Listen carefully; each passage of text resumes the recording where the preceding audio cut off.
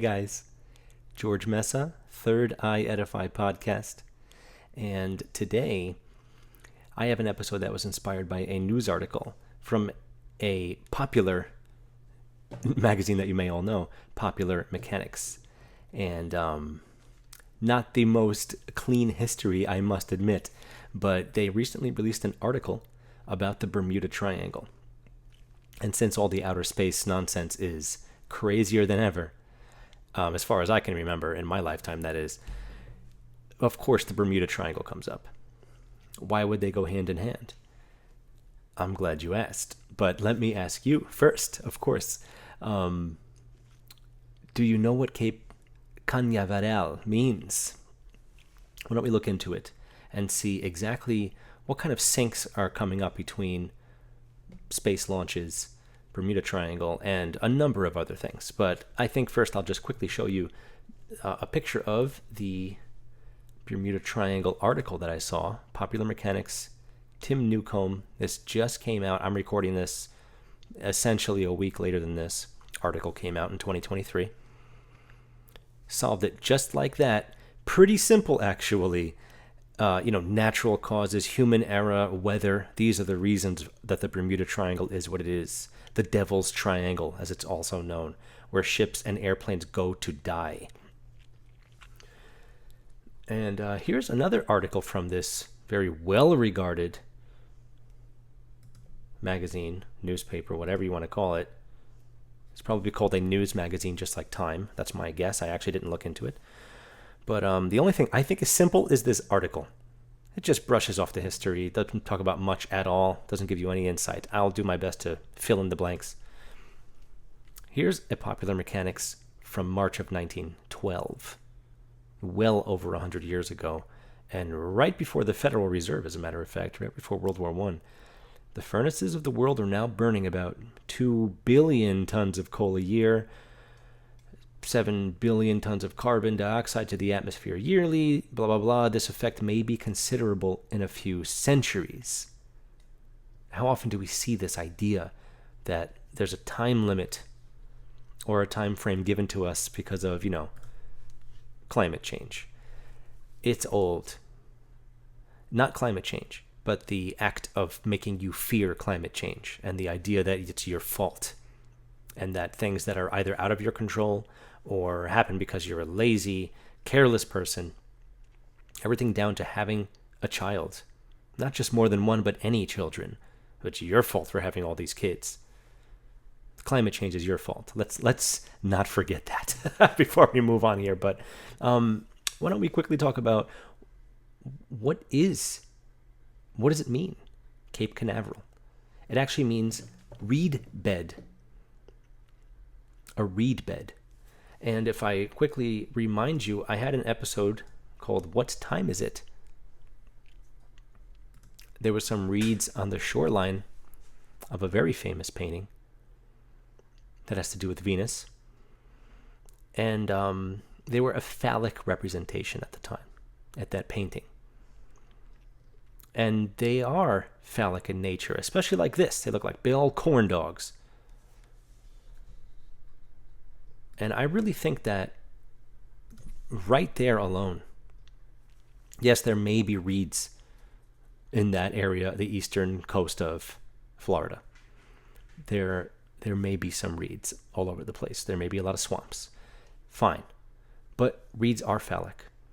And what does that have to do with rocket ship launches? What does that have to do with the moon landing that left from Cape Canaveral, the Apollo moon landing? We'll get there.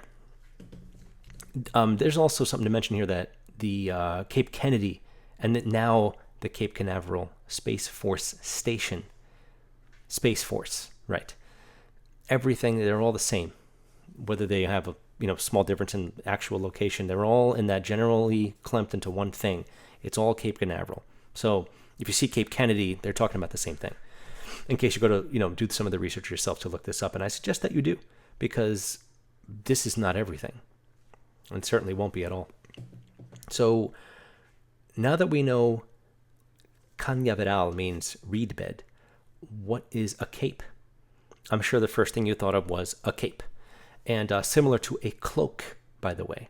The difference is, and I did look it up, of course, because I wasn't sure which one was which. The cape is shorter, just so you know. The cloak goes down, maybe past your knees. And a cape might make it to your waistline. This is also a chlamys in Greek, and ancient Greek cloak. You can think of any ancient Greek or Roman statue that you can think of. They're wearing some kind of garment that is a cloak, but they don't wear it like a cloak. Cloaks are fastened to the throat, which isn't necessarily a good concept. And yes, it's a negative thing. Things are often cloaked in secrecy, cloaked in darkness. And yes, some superheroes wear cloaks, but most unelected officials that are considered superheroes, they would be wearing cloaks too, in my opinion, because they're not heroes at all. It's a sleeveless outer garment, something to mention there. A cape, and if you keep looking up definitions, a cape is also what they call the cloth that's used for bullfighting. Bull as in Taurus, which I have a small relationship to make coming up very soon. Now, a rocket, landing in the center of the moon, that may be a bullseye, Aldebaran, the bull's eye. But that's not the point I'm looking to make, and I'll bring it up a little later. The third definition I got for cape is that it could be the point or head, capo, cap, of land projecting into a body of water. This is what the cape is in this scenario. So there's already some interesting things that come up with the definitions, and it does relate more than I thought it would, as a matter of fact, which I think I've said every single episode of this show that I've made. I start making relationships that I just didn't expect. And there's even more that I didn't expect. It's almost like I willed it into existence, but the proof was already there. So, I really wanted to mention something too about popular mechanics. Now that I don't want to get ahead of myself here. The popular mechanics article was also accompanied by something else that happened in November of last year, where they found a huge piece of a shuttle from the Challenger launch that launched in January 28th, 1986. And, many years later, many decades later, it exploded. All 7 crew members were killed. A lot of 7s, 9s, and 11s coming up everywhere that I was looking. Not because I was looking for it either, by the way. A huge piece of that shuttle was found in the Bermuda Triangle near the end of last year, 2022. And NASA confirmed it, but it remains on the ocean floor. And very often we get this problem where evidence is left in a place where it can't really be examined. So, very odd to me. And popular mechanics was founded by Henry David Windsor. King Charles III is from the House of Windsor. He was just knighted, crowned, whatever you want to call it. I don't care. And, they've published a lot of different stuff over the years. Not just that article I showed at the beginning. UFO articles. All kinds of stuff that really is just kind of the typical hocus pocus they give you to believe in certain things. I think that it's not surprising that they're bringing this up now, which is obvious based on everything I said past the popular mechanics thing in the beginning there. But look, they also are owned by Hearst Communications, Esquire, Cosmopolitan, A&E, 20% of ESPN, Walt Disney partnership, partners with Verizon. They're really pretty big players. So they are a huge propaganda machine, in my opinion. And this goes along with it 100%. Okay, thank you for letting me take the side note. I didn't want to miss that, and I forgot to leave it in my intro. So we have the Bermuda Triangle. What is it? Where is it? Let me quickly show you a map so you have a good sense of where it actually is. That dot under Miami, that is Cape Canaveral right over there somewhere. It's a little more north than that, but it's close. And it reaches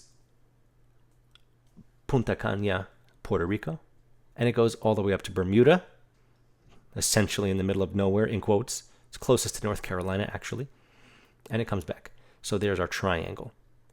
Now, it's 500,000 square miles, but some people are actually saying, and I've never heard of this until I read into it, some people say it goes 1,510,000 square miles out. Miami and Puerto Rico are hit, and it's not Punta Cana. I'm reading that from the thing here. It's San Juan, Puerto Rico, I'm sorry, specifically. All the way to the Irish coast, some say. I think Atlantis would be included in that triangle, wouldn't you? So that's interesting.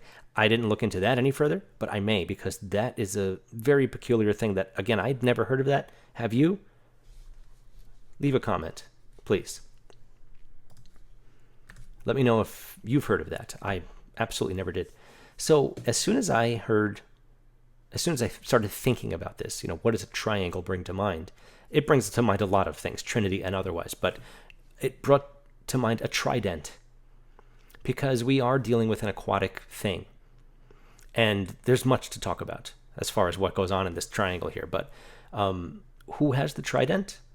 Who governs the ocean? The most popular would be Poseidon, of course. Poseidon and his trident. And if we look at Poseidon for a moment, he has the chlamys. You can see that it would be a cape, but he's really just wearing it how he wants and just posing for the cover of GQ, obviously.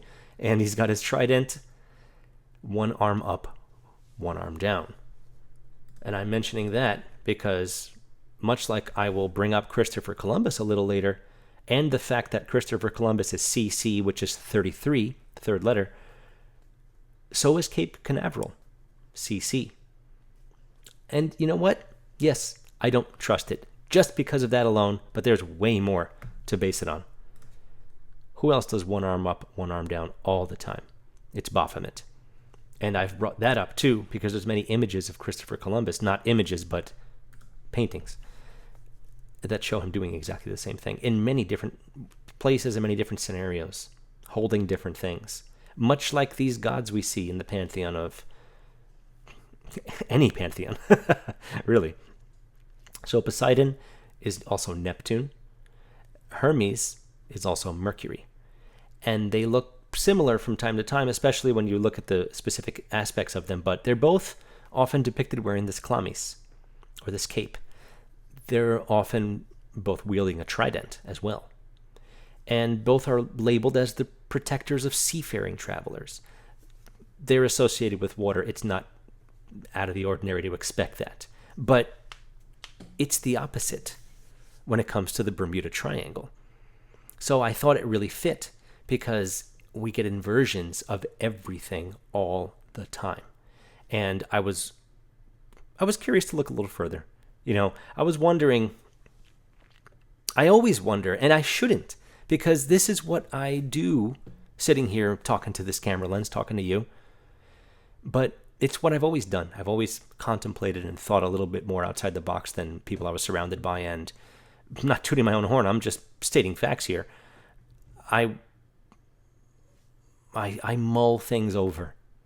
I contemplate. I try to put 2 and 2 together, or 6 and 7, or whatever. I try to put the square peg in the round hole. It fits if it's smaller than the circle. So it's not the most ridiculous thing. But why don't we take a look at this and just stare at it for a moment? Because I mentioned the reeds, and I mentioned how they're a phallic reference in ancient art, Masonic art as well. And what about this?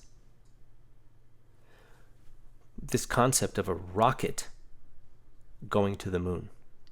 Now,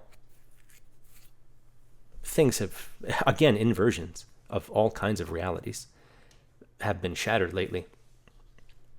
And some people are doing research that says, unlike what we normally think of, that the moon isn't actually male and the sun is female. And with the moon kind of losing its brightness and gaining it again, it sort of becomes flaccid and grows an erection again. It does seem more male, but it's hard to know because there's so much to it. We have to assume we don't know what it is. Unlike people saying they've landed on it physically, which is not only hard to believe, but I'm pretty damn positive it's impossible. take a look at one of the most recent from good old Jeff Bezos, the Blue Origin rocket. It doesn't get more phallic than this, and it's almost a slap in the face, and it's probably meant to be. Hell yes.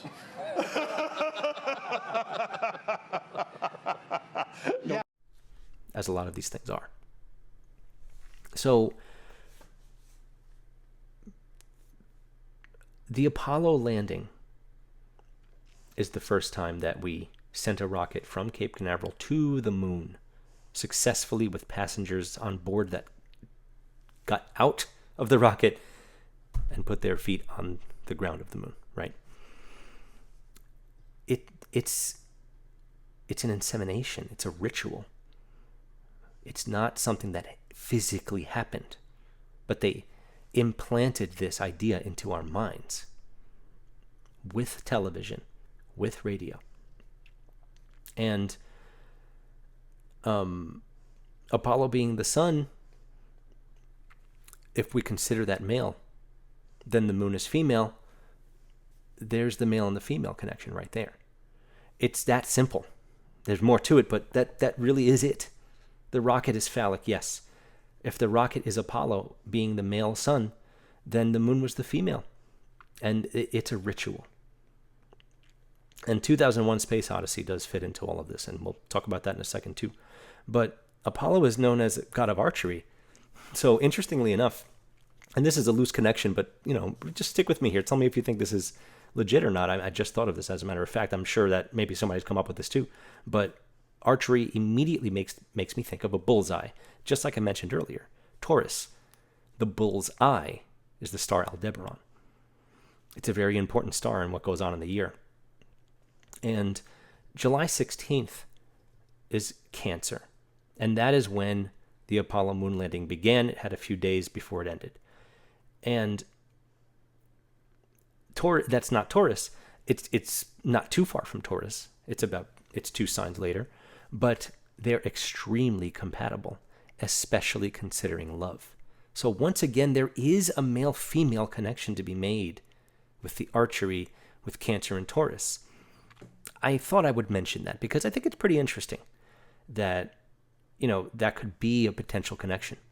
Also, the year before, 1969, I didn't mention that July 16th, 1969 is when the moon landing happened. The year before, the book and the movie of 2001 Space Odyssey came out and prepared us for the insemination. And that was 470 days later from the movie to the moon landing. So I wonder if there was this, that was the time that was the period of insemination, and then after that we waited, 1,677 months and 6 weeks. Is that what I wrote down? I think so. 11,741 days, right? Now stick with me here, from the moon landing to 9/11. Because in 1968, 2001 Space Odyssey, which if you heard my most recent interview with Mario Garza about AI art, my second one of them with him, we mentioned that the premise of 2001 Space Odyssey, they were avoiding going back to Earth because there was a plague. What a surprise, right? But 2001 is when 9/11 happens. It's no coincidence whatsoever that one of the most major events in human history that happened at the tail end of an era that suddenly flip-flopped right afterwards, the end of the 60s. It all connects to me. We have this phallic, pranic handshake between the sun and the moon, Apollo and the moon. And then, however many years later, we have 2001. And the movie that gave us the imagery before we actually were supposed to have taken it in on live TV for real, we got a test run a year before to prepare us for us mentally. And then the year of the movie is the year that it all went down. It's something interesting to me. It's very interesting. I think that it's worth discussing. And I'd love to discuss it even further in detail, because that was something that came up after I had finished the entire episode notes. I was just like, hey, I should really think about this too, because I'm sure it's a factor. And you know what? I think it is. I really do. So there's another undeniable and provable, and it's not even being, it's just information you can find out anywhere you'd like, is the history of Cape Canaveral, the history of rocket launches, and the history of the Bermuda Triangle. I saw something that, surprisingly, I found something that said 2,000 ships and 200 planes. It's a pretty even number there, pretty hard to think that that's real. But I'm usually seeing about 50 boats and 50 planes. 50 ships, 50 planes. That's the typical number I'm finding for the incidences that are mostly completely unsolved in the Bermuda Triangle. So let's have a quick little look at this image here. This is 1950. And even though there was some early American suborbital as in they reach outer space, they don't complete a full revolution, and it doesn't become an artificial satellite, it doesn't reach escape velocity. These kinds of flights were achieved in 56. NASA was founded 2 years later in 58. But this here is July 24th, 1950. And this is the first, rocket launched from Cape Canaveral, as far as what I was told this image is from the internet. I didn't really get to prove that that's what this image is claiming to be, but it looks old enough, and I'm pretty positive that's what they were trying to suggest by putting this next to the article I found it in. Now, when was the Bermuda Triangle? When did that whole mystery begin? Apparently, Christopher Columbus mentioned it. That some activity in that area. He reported strange occurrences. I couldn't find much else. If you'll go back to my episode 6, Spelling Bee, I go into some pretty heavy detail about what I think about Christopher Columbus and some other pretty incredible things. The Bermuda Triangle incidences, the first unusual disappearance was September 17th, 1950. First missile launched July 24th, 1950. 2 months later, the whatever you want to call them. Maybe we can call these conspiracy theories. They're more like alien abduction stories. That's how I look at the Bermuda Triangle. It's like Bigfoot. It's its own cryptid. You won't see it, you can't get proof about it, but there's all these incidences that are all, relatively speaking, unsolved. Not even the same, time frame. 2 months later, after the first thing Cape Canaveral does, Bermuda Triangle is now suddenly off limits because everyone's spooked out about flying around there. It might be a nasty area with weather and stuff like that Popular Mechanics article was suggesting, but it's pretty nuts to me that it's just on its face, just staring at you, this information. Now, something earlier than that recorded incidents, for example, the HMS Atalanta, and it is Atalanta, Atalanta, January 31st, 1880. That's much earlier than this 1950 incident. But it wasn't the kind of thing they were using as a, Bermuda Triangle mystery. They just waited on that. It wasn't that thing yet. Something that happened in 1918, now we're getting closer. The USS Cyclops. Pay close attention to what it's being called here. 306 passengers on the 9th day.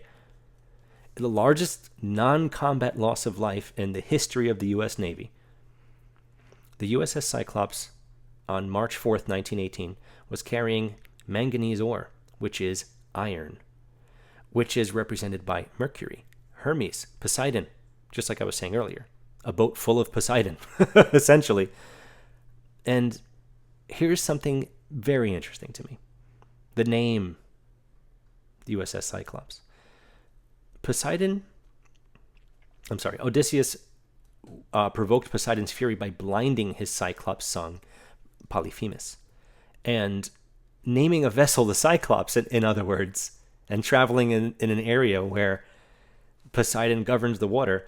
You're just asking for trouble, in my opinion, if you name a vessel Cyclops, because Poseidon is not happy about what happened to his Cyclops son, right? So I know it's silly, but is it? Or is this the kind of name games that they play? It's hard to say, but this is what I'm coming up with here. This is what I think, as a matter of fact.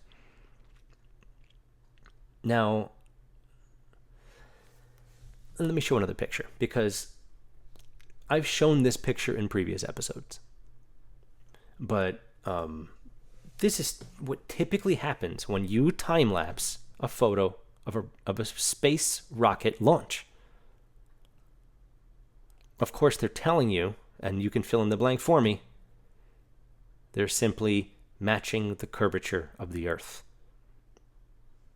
preparing for escape velocity, as they call it. Now, you've never seen, if you watch a plane as high as you can see a plane, if you watch it travel over your head, first of all, it's very, very loud, don't you think? You can hear planes from so far away, and they sound boomy. The bass is huge, and the high pitches come out well, too. The sound travels unbelievably far. It's amazing. You will never see the plane dip down to match the curvature. You don't fly on a plane. And this is important for me because, it's hard to speak about these things without feeling like I've been duped like everyone else. Our whole lives, we were duped. Plane, you don't see the plane dip down as it gets farther and farther and farther and farther away. It doesn't do that. It simply continues down straight ahead. It just keeps going. It doesn't matter how far you can see it. And Jay Tolan Media has taken incredible infrared imagery from airplanes. And you can see, with the cloud cover gone, and what Elon Musk called ocular obfuscation. I forgot the word he used. When he sent the space dude in the car. I don't remember. Does anyone remember? I can't think of it right now, but I know it. Occlusion. No, occlusion. Occult. He's just saying the word occult without saying it. It doesn't happen that way. You're not think about any time you've traveled on a plane. Because I've heard the argument of, there's no way that, we're just circling around something, because every boat would have to have its wheel turned left all time, and every airplane would always be turning left. Well, are airplanes constantly dipping down at a particular rate? It just doesn't seem possible. And water bending is kind of an issue for me too. But that's not the main focus of this. The main focus of this is that Bermuda Triangle, the lore of it, the cryptid nature of it, the ghost story / UFO alien story that it is, with all I've seen so many things, History Channel, Sci-Fi Channel back in the day, and before that, the show Sightings and other shows earlier, late 80s, always talking about the Bermuda Triangle, alien airplane sightings, traveling through wormholes, coming out in India, coming out in a completely different spot. As soon as that happened, Cape Canaveral was active. Maybe, just maybe, if they spook enough people and keep enough people out of the Bermuda Triangle, then they can send off rockets from Cape Canaveral and tell you, and then as soon as they do, of course, they cut right to the CGI, and then they show you how fast they're going, which is unreal, and how their trajectory is, and their height above ground level, their altitude. It's just CGI immediately. Right away. They can't show you anything. They'll never show you them going through the atmosphere, that's for sure. And I don't care if they say there's a reason. I mean, we have all the technology to film whatever we want at this point. I'm sick and tired of getting miniatures of Earth from outer space, which is just unreal to me. So like with the Artemis. If anyone hasn't seen the footage from Artemis recently, we are the Artemis generation, they said. I made a video on it myself, and you can go catch it yourself. I'm very good at spotting miniatures. I'm better than most people, as a matter of fact. Probably because of Godzilla, but just the nature of it, it can look good enough to fool you once. And you look at it again, and you're like, oh, okay, I see. The lighting's different, the shadows are different. There are things about it that you can tell, even if it's made perfectly. It is definitely miniature work. And I am calling them out. I normally don't want to call things out on this show and just say it, but it is. It's miniatures. You're clapping and awarding miniature work. Unfortunately, that's just what it is. And the way that trajectory looks, it looks like it's dipping down almost immediately. And if it's heading into the ocean from Cape Canaveral, it's going right into the Bermuda Triangle. So if there's enough fear to keep everyone out of that airspace and out of the ocean in that area, then they can land anything they want at any time secretly. And there could be submarines waiting for them or whatever. It could be nighttime, it could be daytime. They don't announce these things half the time. And yet there's roaring applause from this huge crowd. It's like a Bilderberg event, you know? You find out last second. So, is that really it? I'm not the first person to say this, by the way. But the first time I heard it, it's a sensible idea. Sure, that could be it. Find a way to keep people out of this very large, it's pretty large expanse of ocean and airspace. Keep people, generally speaking, away from it. And no one will be there to film these things just landing 10 minutes after takeoff. Meanwhile, on television, you're watching it and it's going higher and higher and higher. And it finally gets into outer space. And then it goes further and further and further. This takes hours and days and weeks and months. Rather than that, they could just be landing those things minutes later and the CGI do all the rest and any pre-made footage they have.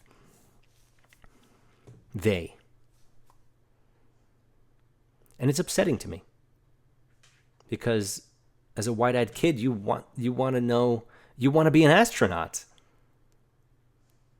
You want to find dinosaur bones in your backyard. And it's all just child's play. It's all just the way of the Easter Bunny. It's the way of Santa Claus. You get laughed at if you believe in Santa Claus at this point in your life. You get laughed at if you don't believe in NASA. It hurts. But hopefully videos like this and the ones that I've seen in my life before this that are saying this exact thing can open an eye or two at a time. Maybe a third eye here and there. But it's interesting how all these connections happen. And now I'm more convinced than I ever was because I never did any research on it. I've heard the things. I've seen the things about the Bermuda Triangle. I used to talk about it with my friends. I remember, it's just so dumb that I didn't even think I was going to even mention this, but I remember one of my oldest friends that I had. I haven't talked to him in a very, very, very long time, but he was my neighbor growing up, and we were very young. And he always had a story to tell, some weird, I swear it was the devil. He was in my house. He's crazy stories, right?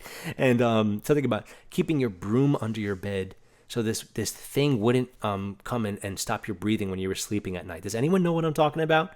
Because it was kind of popular when I was younger. I don't remember what it was called. If anyone knows, tell me. Leave a comment, please. And he said that, yeah, I heard there's this big hand that comes out of the clouds, just grabs airplanes. Because people were talking about this. People have always been talking about this. And it's, again, if everyone's fearful of it, then the whole area is clear for landing. No one's going to be there to take footage. No one's allowed as it is anyway. Kind of like Antarctica, I guess, which is a whole other thing that I might have to do an entire, who knows how long of an episode on that. And I came across one last thing that interested me about this concept of keeping away from things and stuff like that. There is something called the South Atlantic Anomaly. And now look at these radiation belts, right? this has everything to do with the Van Allen belts. This is called the Bermuda Triangle of space. It's an area that you just can't get to. You can't go there, and you have to be very careful because of the magnetic properties of these Van Allen belts, magnetic polar shifting, right? Here's a way to see exactly what part of the map of our not globe is showing on this map here. It's above here. This is where it is. And again, the South Atlantic anomaly. It's the Bermuda Triangle of space. It's another reason that we can't get back to the moon yet and that we can't go to Mars, yet we were able to already do it many times with essentially what is comparatively ancient technology.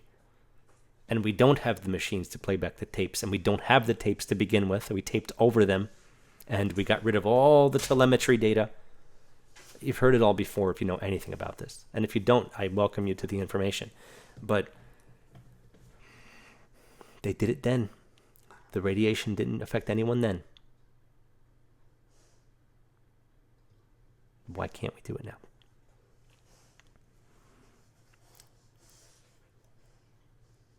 I don't know. There's a lot to say. There's there's more to be said, obviously. But interestingly enough,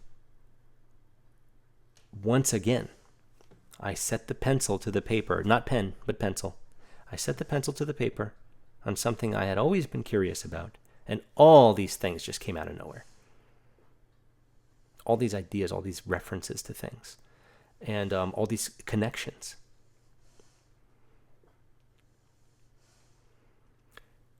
And I hope you found it interesting, because I certainly did. And I was pretty excited to record this one because it's something that I've always known about. So a lot of the things that I have done so far, I actually am relatively new to some of the information that I'm presenting. And I'm making sure I research it enough to be able to speak about it. I've been looking at dates and stuff today, but overall, the Bermuda Triangle is as old as I am as far as people talking about it, and it's older than that, but it's heating up again. They're starting to talk about it again. But then they're saying that it's simple to explain. Explain it away. There's no problems. But by letting you know that there's issues with weather and human error, now they can just blame whatever they want. They're just going to blame AI anyway, right? This is not AI generated. I am a human being. And I thank you. Because much like I mentioned in another episode that I just recorded, I hit 1,000 followers on Rockfin. And in my opinion, it was fairly quick for the kind of thing that I'm doing. Thank you. If you're not already, if you're not already subscribed to Rockfin, if you're just using it for free, I highly suggest that you get on board. Maybe subscribe through me. It would benefit me greatly. But no matter what, you get the entire channel for the monthly fee. So please do. I really think it'll be a strong opponent and a strong proponent of free speech moving forward. And I'm also on Patreon. And I hope that you'll jump on Patreon with me, because I have some interesting little side gifts to give out at either the $10 or the $15 a month level. And I'm looking forward to being able to provide those for people. It's going to be pretty cool once I start interacting with more and more people like that. But if you can't do any of that, please share. And thank you so much. I'm going to have a 1,000-follower Rockfin exclusive episode with our good friend Spiro Jin, who I hope that all of my fans love at this point, because I've had him on several times. And we've talked about a lot of different things already. And we got plenty more where that came from. And as always, stay tuned. I'm just getting started, guys. Thank you so much.